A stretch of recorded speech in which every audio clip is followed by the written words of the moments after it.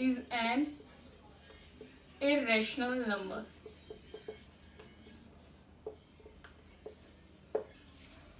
चलो जी, कैसे करना है अब √2 को इरेशनल? हम क्या लेकर चलेंगे, हम ये मान के चलेंगे कि √2 एक रैशनल नंबर है, और इसको हम प्रूफ करते करते हमारी एक स्टेटमेंट कॉन्ट्राडिक्ट होगी, जिससे हम ये प्रूफ कर सकते हैं कि √2 रैशनल नंबर नहीं है। तो हम यहाँ पे कॉन्ट्राडिक्ट स्टेटमेंट लेकर चलते हैं। हम ये मान के चलते हैं let √2 is a rational number. So अभी हमने डेफिनेशन देखी, by definition of rational number.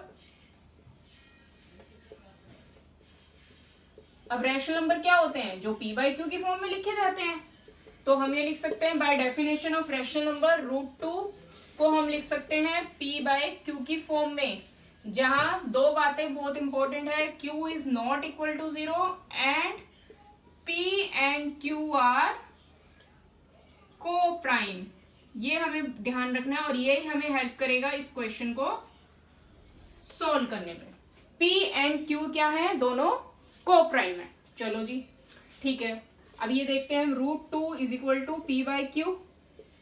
तो हम स्क्वेयरिंग कर देते हैं, √2 हटा देते हैं तो स्क्वेयरिंग कर देते हैं, स्क्वेयरिंग बोथ साइड।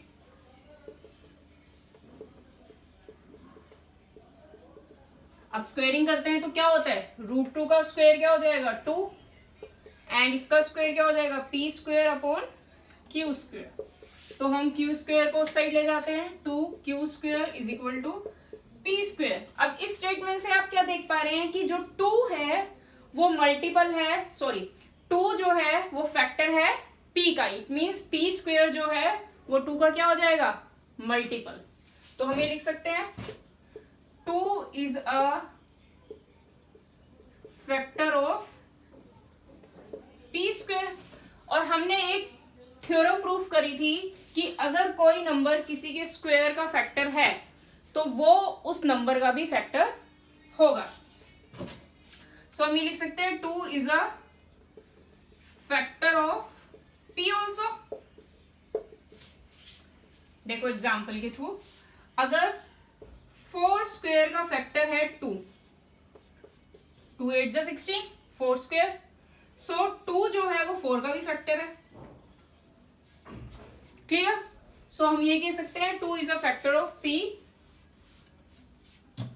चलो जी, यहाँ पे हमने एक बात प्रूफ कर दी कि 2 जो है p का फैक्टर है।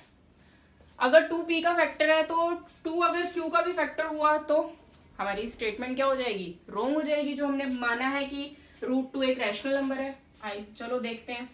अब यहाँ पे देखिए,